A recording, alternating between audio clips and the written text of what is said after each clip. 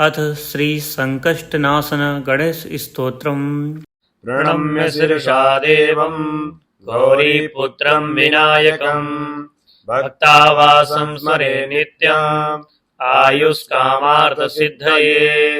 प्रथमम् वक्रतुण्डम् च एकदन्तम् द्वितीयकम् तृतीयम् कृष्णपिङ्गाक्षम् गजवक्त्रम् चतुर्थकम् लम्बोदरम् पञ्चमम् च षष्ठम् विकटमेव च सप्तमम् विघ्नराजेन्द्रम् धूम्रवर्णम् तथाष्टमम् नवमम् बालचन्द्रम् च दशमम् तु विनायकम् एकादशम् गणपतिम् द्वादशम् तु गजाननम् द्वादशैतानि नामानि त्रिसन्ध्यम् यः पठेन्नरः न च विघ्नभयम् तस्य सर्वसिद्धिकरम् परम्।